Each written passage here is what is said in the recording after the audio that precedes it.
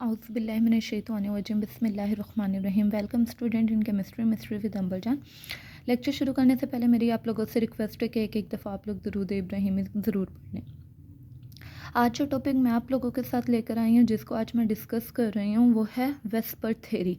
FSc की book जो है उसका चैप्टर नंबर 6 में ये टॉपिक है वेस्पर थ्योरी। वेस्पर थ्योरी से पहले अगर बात की जाए तो ये थेरीज दी क्यों गई थी। जब बात की गई है एटम्स के मॉलिक्यूल्स के दरमियान पाई जाने वाली बॉन्डिंग्स के बारे में, आप लोगों ने चैप्टर 4 में पढ़ा कि कुछ फोर्स ऑफ अट्रैक्शंस थे, जैसे आप लोगों ने इंटरमोलिकुलर फोर्सेस का पढ़ा, इंट्रामोलिकुलर फोर्स ऑफ अट्रैक्शंस का पढ़ा। फिर उसके बाद हमें पता चला कि दो एटम्स जो हैं, जब वो अपने इलेक्ट्रॉन्स को शेयर करते हैं तो उनकी शेयरिंग से एक बॉन्ड बन जाता है। उस बॉन्ड के बनने के बाद अब मॉलिक्यूल जो है वो डिफरेंट टाइप की शेप्स अडॉप्ट कर सकता है। तो डिफरेंट थेरीज इस रेलिवेंट दी गई, जिसके बाद हम लोगों ने मॉलिक्यूल्स की शेप्स के बारे में स्टडी आउट करना शुरू कर दिया। 1940 में सबसे पहले सिक्विक एंड पुवेल, ये दो एक साइंटिस्ट थे जिन्होंने शेप ऑफ मॉलिक्यूल्स को इंटरप्रेट किया in the term of their electron pairs. Electrons pair के बिहाफ पर एक मेटल है, सपोज जैसे आप कह लें सोडियम क्लोराइड है, उनके दरमियान जो आयनिक बॉन्ड है, उनके दरमियान एक कौन सा वाला बॉन्ड है, आयनिक बॉन्ड। ऐसे ही एक वाटर मॉलिक्यूल है। अब वाटर मॉलिक्यूल आपको पता है एक ऑक्सीजन एटम है और दो साइड्स पर क्या है, हाइड्रोजन एटम है। अब ये जो मॉलिक्यूल है, क्या ये बेंट शेप में होता है, क्या ये लीनियर शेप में होता है, क्या ये एंगुलर शेप में होता है, इसकी शेप है कैसी, तो उसको स्टडी किया गया। उनके इलेक्ट्रॉन पेयर्स, यानी आपकी ये जो सेंट्रल एटम है जो आप देख रहे हैं, oxygen is your central atom, जो कि पॉलीवैलेंट होती है। इस सेंट्रल एटम के आउटर मोस्ट शेल में कितने इलेक्ट्रॉन हैं जो पार्टिसिपेट करते हैं बॉन्डिंग में, उन तमाम टर्म्स से इंटरप्रेट की गई इनकी शेप्स को। फिर उसके बाद दो साइंटिस्ट थे, एक निलहोम और दूसरा ग्लिप्सी पाई। इन्होंने एक थ्योरी दी जो कि आज फेमस है by the name of VSEPR. VSEPR जो है शॉर्ट फॉर्म है। वेस्पर किसको स्टैंड करता है, V stand for valence, S stand for shell, E stand for electron, P stand for pair and R stand for repulsion theory. Valence, shell, electron, pair, repulsion theory.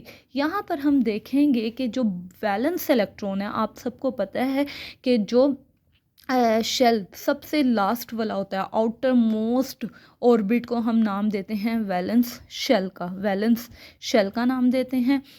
उनमें जो electron pairs हैं, उनमें जो repulsion है, ये theory उनके ऊपर काम कर रही है।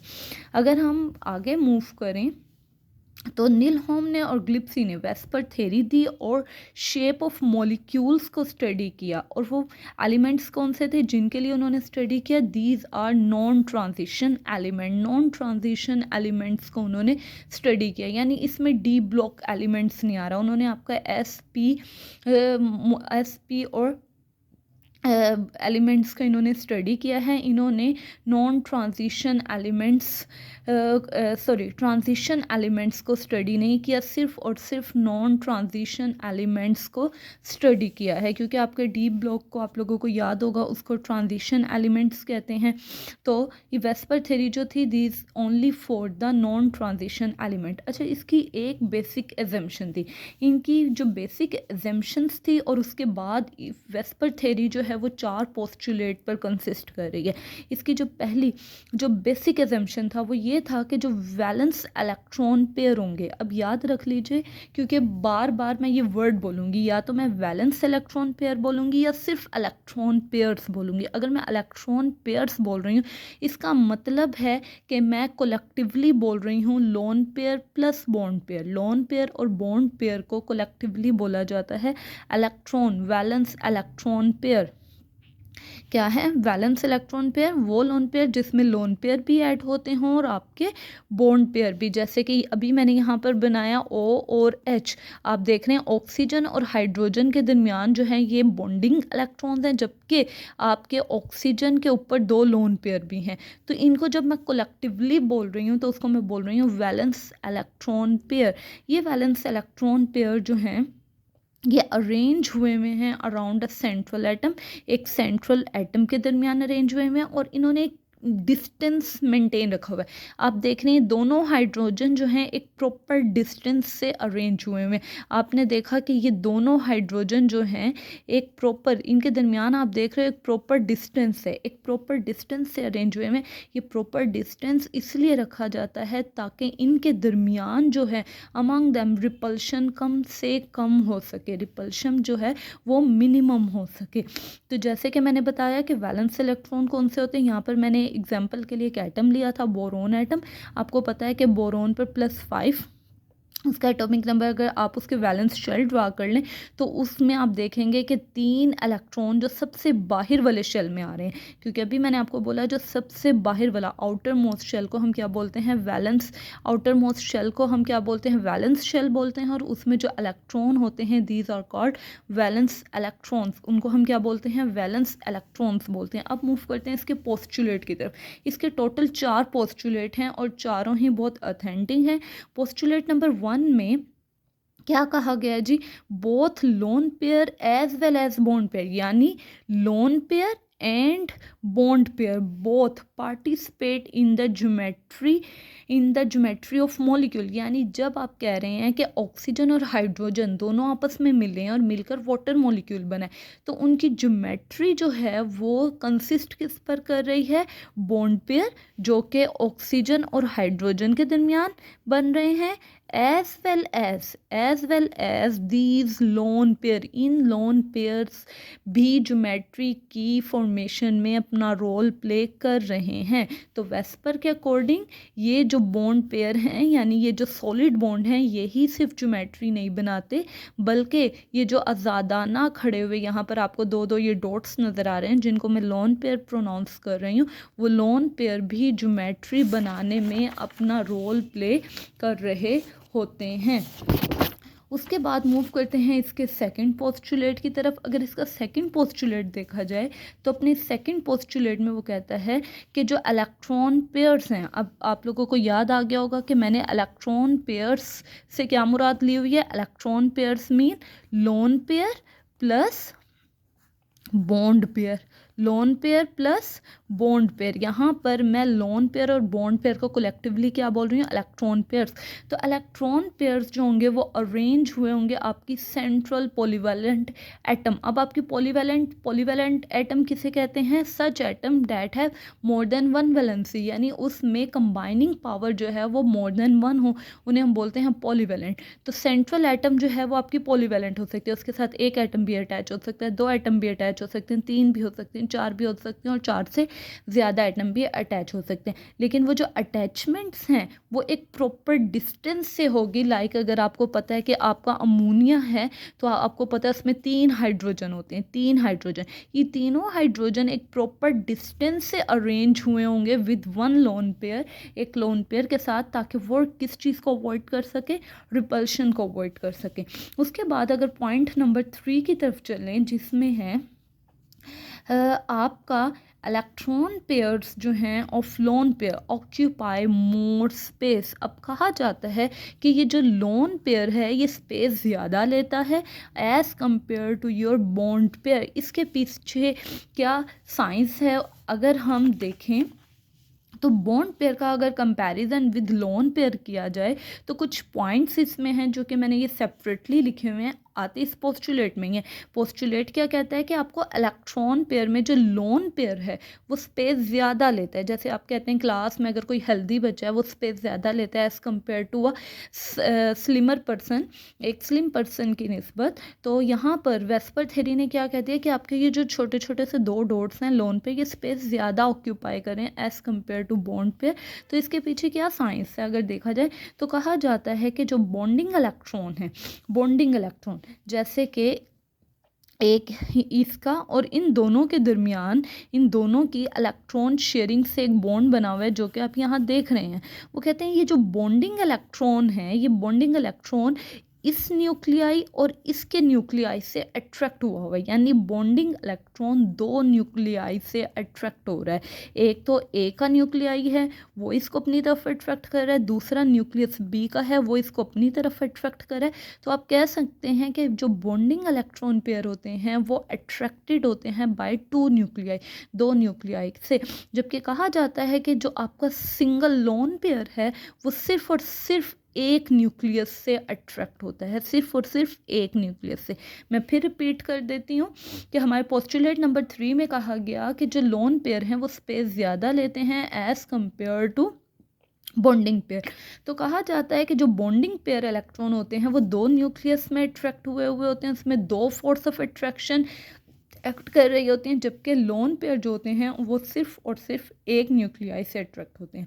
आगे देखा जाए, चूँकि हमारा बॉन्डिंग पेयर दो फोर्सेस से अट्रैक्ट हुआ होता है, तो वो जगह जो होता है वो कम घेरता है, कम स्प्रेड आउट हुआ होता है, और हमारा लोन पेयर जो होता है वो ज़्यादा फैलाव में होता है, बहुत ज़्यादा स्प्रेड आउट हुआ होता है।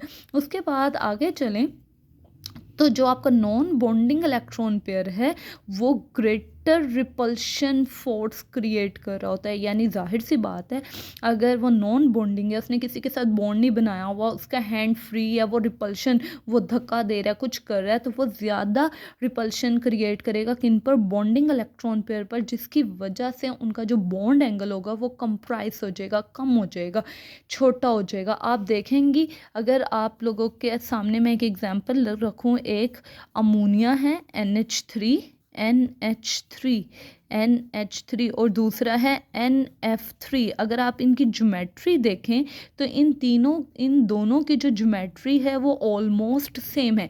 अगर एंगल चेक किया जाए, अगर इन दोनों के दरमियान का एंगल चेक किया जाए तो अमोनिया का जो एंगल है वो 107 का है, जबकि इसका एंगल 102 का है, इसका एंगल 102 का है। जबकि पॉलीवैलेंट एटम आपका वही है, सेंट्रल एटम आपकी वही है, यहाँ पर हाइड्राइड्स हाइड्रोजन अटैच हुए हैं, जबकि यहाँ पर इलेक्ट्रॉन नेगेटिव स्पीशी। होता ये है कि जो ये NF के दरमियान जो बॉन्ड होता है वो अट्रैक्ट हो जाता है अगले F फ्लोरीन इलेक्ट्रोनेगेटिव एटम की वजह से, जिसकी वजह से रिपल्शन कम हो जाती है और फोर्स ऑफ अट्रैक्शन ज़्यादा हो जाती है, और उसका एंगल जो होता है वो 107 से कंप्राइज हो जाता है 102 एंगल में, 102 एंगल में। ऐसी रिपल्शन को wonder wall force of repulsion कहा जाता है। ये रिपल्शन 3 तरह की होती हैं। एक रिपल्शन होती है लोन पेयर की लोन पेयर के साथ ही, दूसरी होती है लोन पेयर की बॉन्ड पेयर के साथ, तीसरी होती है बॉन्ड पेयर की बॉन्ड पेयर के साथ। यानी आप कह सकते हो जैसे वाटर मॉलिक्यूल है OH में ऑक्सीजन के 2 लोन पेयर हैं, क्या इन 2 लोन पेयर में भी फोर्स ऑफ रिपल्शन है? क्या इस लोन पेयर और इस बॉन्ड पेयर में, क्या इस बॉन्ड पेयर और इस बॉन्ड पेयर में भी फोर्स ऑफ रिपल्शन है? तो देखा गया, स्टडी से पता चला कि लोन पेयर के दरमियान among themselves has a greater force of repulsion, magnitude of repulsion as compare to lone pair and bond pair. This is more than that of bond pair and bond pair. हाँ जी, bond pair and bond pair. अब move करते हैं इसके next postulate की तरफ, जो कि पोस्टुलेट नंबर हमारा 4 है। पोस्टुलेट नंबर 4 में वेस्पर थ्योरी कहती है कि जो डबल बॉन्ड हैं, ट्रिपल बॉन्ड हैं, आपको पता है कि डबल बॉन्ड में एक बॉन्ड सिग्मा बॉन्ड होता है, एक पाई बॉन्ड होता है। इसमें एक सेंटर वाला सिग्मा है, जबकि ऊपर नीचे वाले दोनों कौन से हैं? पाई बॉन्ड हैं। हम सबको पता चल रहा है इसमें जो इलेक्ट्रॉनिक क्लाउड्स हैं, इलेक्ट्रॉन चार्ज है वो बहुत ज़्यादा है, चार्ज डेंसिटी ज़्यादा है। इट मीन ये स्पेस ज़्यादा लेंगे, स्पेस मोर देन लेंगे सिंगल बॉन्ड की निस्बत। लेकिन जब इनकी ज्योमेट्री डिटर्मिन की जा रही होती है, तो ये डबल बॉन्ड और ट्रिपल बॉन्ड एक्ट कर रहे होते हैं एज ए सिंगल बॉन्ड की तरह। क्यों? क्योंकि ये ऑक्यूपाई करते हैं same region between two nuclei, दो न्यूक्लियाई के दरमियान वो जो फोर्स ऑफ अट्रैक्शन और वो जो रिपल्शन वाला काम होता है जो सिंगल के साथ हो रहा होता है वही डबल और ट्रिपल के साथ, तो इसलिए इनको एक ही बॉन्ड के तौर पर लिया जाता है। अब मूव करते हैं कुछ इलस्ट्रेशन की तरफ वेस्पर बॉन्ड थ्योरी की, वेस्पर थ्योरी की इलस्ट्रेशन की तरफ। अगर हम कंसिडर कर लें कि हमारी पॉलीवैलेंट एटम जो है, पॉलीवैलेंट एटम, सेंट्रल एटम, उसको मैंने सपोज कर लिया कि वो ए है, वो ए है, वो एक्ट करे एज ए पॉलीवैलेंट एटम। मैं आपको पहले ही बता चुकी हूँ, poly stand for many and valent जो है वैलेंसी से है। वैलेंसी क्या होती है? कंबाइनिंग पावर, कि वो अपने साथ कितने और एटम्स को कंबाइन कर सकता है। और वो ए और बी क्या है? वो एटम है जो ए के साथ ज्वाइन करेंगे और ज्वाइन करके डिफरेंट टाइप्स के मॉलिक्यूल बनाएंगे। वो AB2 टाइप हो सकती है, AB3 टाइप हो सकती है, AB4 टाइप हो सकती है, इस तरह के। अब वन बाय वन देख लेते हैं कि AB2 टाइप क्या होती है। AB2 टाइप, AB2 का मतलब क्या हुआ? ए आपकी सेंट्रल एटम है और B2 का मतलब क्या है? दो एटम उसके साथ अटैच हुए हैं, दो एटम अटैच हुए हैं। इसमें जो टोटल इलेक्ट्रॉन पेयर्स कितने हैं? वो 2 हैं और दोनों के दोनों बॉन्डिंग है। इनमें लोन पेयर कोई भी नहीं है, 0 लोन पेयर है। अगर आपके पास कोई एक ऐसा मॉलिक्यूल आ जाता है जिसमें कोई लोन पेयर नहीं होता, दोनों बॉन्डिंग पेयर हों, तो उसकी जो अरेंजमेंट ऑफ पेयर होती हैं, यानी इलेक्ट्रॉन पेयर्स की जो अरेंजमेंट होती है वो लीनियर होती है, उसकी मॉलिक्यूलर ज्योमेट्री भी लीनियर होती है और उसकी जो शेप होती है वो आप देख रही हैं बिल्कुल एक स्ट्रेट लाइन की तरफ होती है और उसमें जो एंगल बन रहा होता है वो 180 डिग्री का होता है। इसी वजह से क्योंकि अगर आप लोग वाटर मॉलिक्यूल देखें, वाटर मॉलिक्यूल में एक सेंट्रल एटम है, यानी आप इसे ए कह सकती हैं, 2 ज्वाइन हुए हुए हैं, आप उसे B2 कह सकती हैं। लेकिन ये लीनियर ज्योमेट्री क्यों नहीं दे सकता? क्योंकि उसमें 2 लोन पेयर भी मौजूद हैं। AB2 टाइप की शर्त है कि उसमें कोई लोन पेयर नहीं होना चाहिए, लेकिन वाटर मॉलिक्यूल में 2 लोन पेयर हैं, इसलिए वाटर मॉलिक्यूल जो है वो AB2 टाइप में नहीं फॉल कर सकती। इसकी एग्जाम्पल है बेरियम क्लोराइड, मैग्नीशियम क्लोराइड। अब मूव करते हैं आगे सेकंड टाइप की तरफ। सेकंड टाइप कौन सी है? वो AB3 टाइप है। AB3 में आपको पता चल गया ए जो है आपकी सेंट्रल एटम है, जबकि B3 का मतलब हो गया 3 अदर एटम जो हैं वो आपकी सेंट्रल एटम के साथ अटैच हुए हैं। अब हो सकता है अगर कोई आपके पास मॉलिक्यूल आ जाए जिसमें तीनों बॉन्डिंग हो, कोई लोन पेयर ना हो, तो उसमें ज्योमेट्री क्या होगी? ट्रायंगुलर प्लानर होगी। आपका मॉलिक्यूलर ज्योमेट्री भी क्या होगी? ट्रायगोनल प्लानर होगी। उसमें आपकी शेप, उसमें इक्विलेटरल ट्रायंगल बन रही होगी, यानी जो ए का इस बी के साथ एंगल है, इस बी के साथ और इस बी के साथ, तीनों इक्वल होंगे और ये तीनों मिलकर एक इक्विलेटरल ट्रायंगल बनाएंगे। इसकी एग्जांपल है BH3 और BF3 की। और सपोज अगर आपके पास 3 इलेक्ट्रॉन पेयर आ जाते हैं लेकिन जिनमें से 2 बॉन्डिंग हो और एक लोन पेयर मौजूद हो, तो उसमें जो एरे ऑफ पेयर होगा वो ट्रायगोनल होगा, बट उसकी ज्योमेट्री जो होगी वो बेंट होगी। ज्योमेट्री बेंट होगी, एंगल लेस देन 120 होगा, शेप इस तरह की होगी। उसमें एग्जांपल है सल्फर डाइऑक्साइड और स्ट्रेनस क्लोराइड की। अगर मूव करें अगली टाइप की तरफ जो कि AB4 टाइप है, इसमें 4 जो हैं वो आपके इलेक्ट्रॉन पेयर हैं। अब इसमें 3 केसेस आ सकते हैं। केस नंबर 1 कि चारों बॉन्डिंग है, कोई लोन पेयर नहीं है। एरे ऑफ पेयर करेंगे टेट्राहेड्रल, ज्योमेट्री टेट्राहेड्रल, प्रॉपर एक टेट्राहेड्रॉन बनाएंगे विद एंगल 109। इसमें एग्जांपल है मीथेन और सिलिकॉन टेट्राक्लोराइड।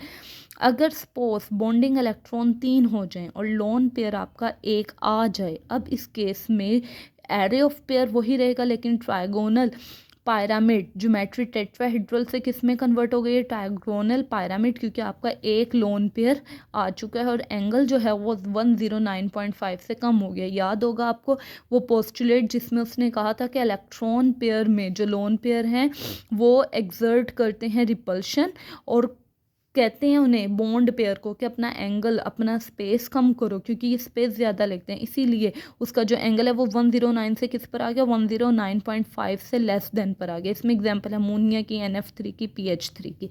और अगर केस नंबर 3 आपके पास ये आ जाए जिसमें 2 बॉन्डिंग और 2 लोन पेयर हों, एरे ऑफ पेयर वही रहेगा बट इसमें ज्योमेट्री बेंट आ जाएगी। ये सेम कंडीशन आपके वाटर मॉलिक्यूल वाली है जिसमें 2 बॉन्डिंग है OH OH और 2 लोन पेयर हैं।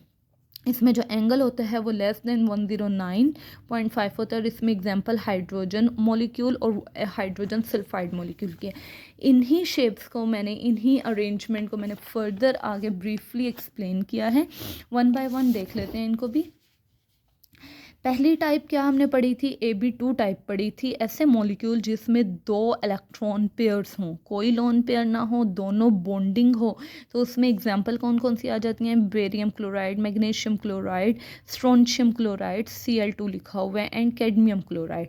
तो ये किस तरह से अपने आप को अरेंज करेंगे, इन अ लीनियर वे अरेंज करेंगे, इनमें कोई लोन पेयर नहीं होता। अगर आपके पास ऐसे मॉलिक्यूल, आपको ऐसी एग्जाम्पल दे दी जाए जिसमें आपको प्रॉपर नज़र आ रहा है कि इस आपकी जो सेंट्रल एटम है, लाइक कैडमियम है, स्ट्रोंशियम है, मैग्नीशियम है, बेरिलियम है, इन चारों सेंट्रल एटम में मुझे पता है इसमें कोई लोन पेयर नहीं है और इसके साथ अटैचमेंट जो हो रही है वो 2-2 की हो रही है।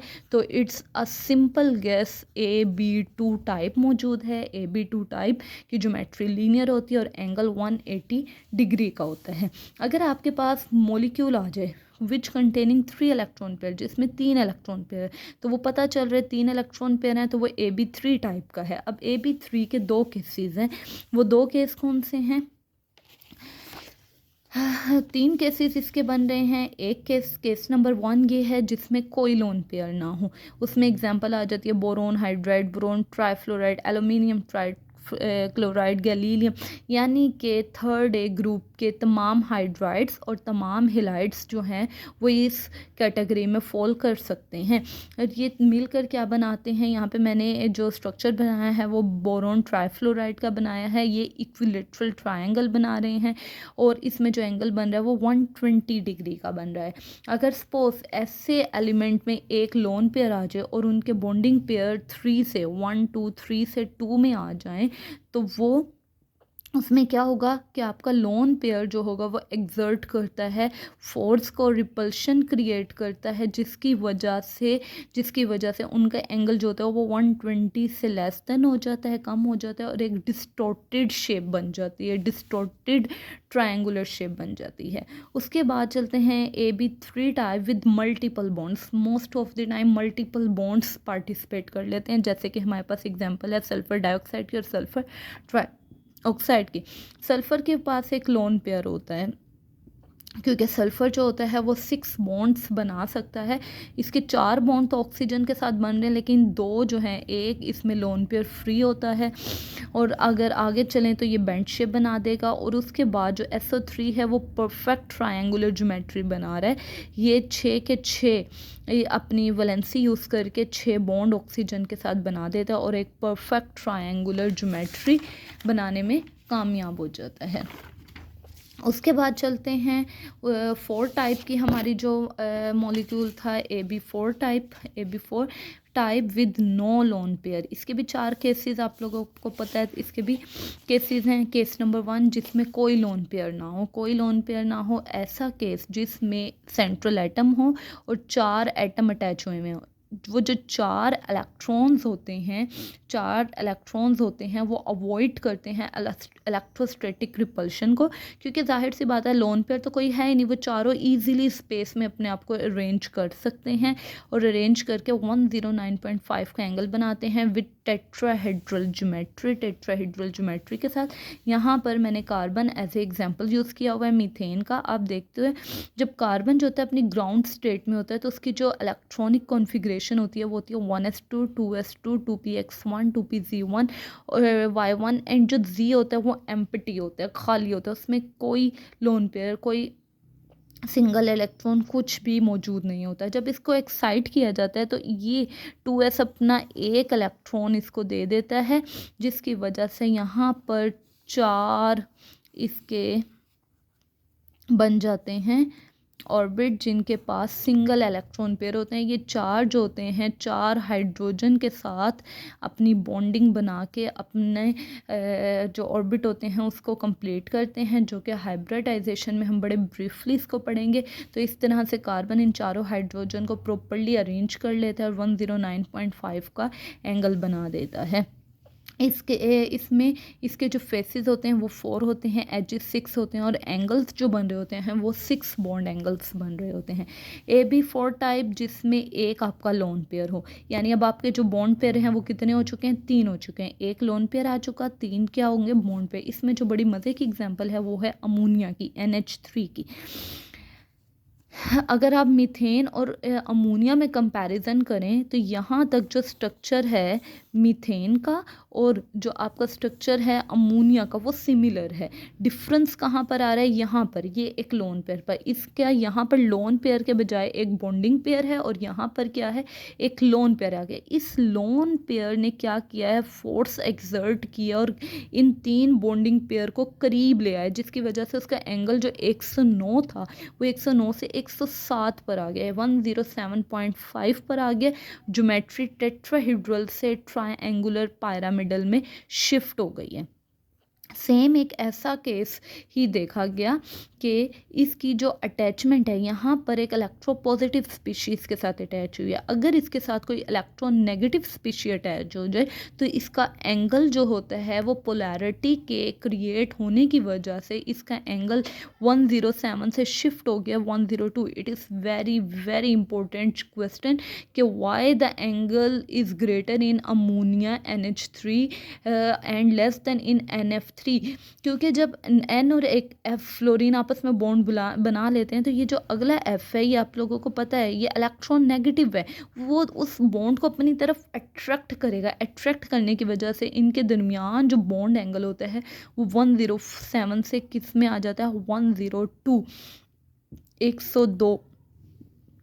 तो जो non bonding pair of electron होते हैं वो स्पेस ज़्यादा क्रिएट करते हैं और एंगल को कॉम्प्रेस कर रहे होते हैं। उसके बाद लास्ट केस है हमारा AB4 टाइप, जिसमें 2 जो होते हैं लोन पेयर होते हैं और 2 बॉन्ड पेयर होते हैं। आई थिंक ये तो आपको फ़ौरन से पता चल गया होगा कि वो कौन सा मॉलिक्यूल होता है जिसमें 2 लोन पेयर हैं और 2 बॉन्ड पेयर हैं। वो एग्जांपल है हमारे वाटर मॉलिक्यूल की। जब इस तरह का केस आ जाए तो उसमें 3 तरह की रिपल्शन क्रिएट हो रही है। रिपल्शन जो होती हैं वो एक्ट कर रही होती हैं। एक होती है लोन पेयर की लोन पेयर के साथ रिपल्शन, जैसे कि आप यहाँ पे देख सकते हैं, लोन पेयर की बॉन्ड पेयर के साथ, यानी ये लोन पेयर है और ये साथ वाला क्या है, ये बॉन्ड पेयर। लोन पेयर की बॉन्ड पेयर के साथ और बॉन्ड पेयर की बॉन्ड पेयर के साथ ही रिपल्शन है। और आपको पता है ये टॉप मोस्ट रिपल्शन है, ये सेकंड और ये थर्ड पर आती है। तो वाटर मॉलिक्यूल वेस्पर से पहले ये एक्सपेक्ट किया जाता था, क्योंकि ये एक H2 है, एक सेंट्रल एटम है, 2 उसके आर्म्स हैं हाइड्रोजन के, तो वो लीनियर शेप होगी। लेकिन एक्सपेरिमेंटली ये प्रूव हो गया कि water molecule linear geometry show नहीं करता, वो बेंट ज्योमेट्री इसकी शो करता है। और AB4 टाइप में से है, ये चीज़ एक्सपेरिमेंटली कंफर्म हुई और वेस्पर ने वाटर मॉलिक्यूल की शेप को सक्सेसफुली एक्सप्लेन करने में बड़ा रोल प्ले किया है। यहाँ पर इलेक्ट्रॉनिक कॉन्फ़िगरेशन मैंने ऑक्सीजन की लिखी हुई है जो कि 8 होती है। अगर आप इसको देखें ये 2, 4, 6, 7 और 8। यहाँ पर ये जो 2 हैं ये बॉन्डिंग में पार्टिसिपेट करते हैं और हाइड्रोजन के साथ अटैच होकर अपने ऑर्बिट को कंप्लीट कर लेते हैं और इसका एंगल जो होता है वो 104.5 होता है। आपने देखा कि AB4 टाइप में हमने 4 डिफरेंट केसेस देखे। AB4 में हमने 4 बोल रही हूँ, 3 डिफरेंट केस देखे। 3 कैसे देखे कि जब कोई लोन पेयर नहीं था तो एंगल 109 का था, शेप टेट्राहेड्रल। जैसे ही उसमें एक लोन पेयर एंटर हुआ उसका एंगल 109 से, आप लोगों को अमोनिया की एग्जांपल याद होगी, जैसे ही एक लोन पेयर ऐड हुआ उसका एंगल 107 में आ गया और जैसे ही उसमें 2 लोन पेयर ऐड हुए तो एंगल जो था वो 107 से ड्रॉप हो गया 104 में। AB4 की अगर मैं यहाँ पे लिखूँ तो हमने 3 एग्जाम्पल्स देखी हैं। एक देखी थी हमने मीथेन के लिहाज से CH4, जिसमें एंगल हमने पढ़ा 109। जैसे ही एक लोन पेयर आया तो हमने देखा कि उसका जो एंगल है वो कितना हो गया 107.5। और जब उसमें 2 लोन पेयर आए तो उसका एंगल जो था वो फर्दर रिड्यूस हो गया इनटू 105। तो इससे हमें पता चला कि लोन पेयर जो होते हैं वो स्पेस ज़्यादा लेते हैं as compare to bond pair. जैसे जैसे लोन पेयर बढ़ते जा रहे हैं वैसे वैसे हमारी जो है एंगल रिड्यूस होता जा रहा है, हमारा एंगल कंप्रेस होता जा रहा है। तो वेस्पर थ्योरी ने साइंसदानों की एक बहुत बड़ी हेल्प की किसमें की to determine the shape of molecule की शेप विद एंगल्स उनको कैलकुलेट करने में हेल्प की।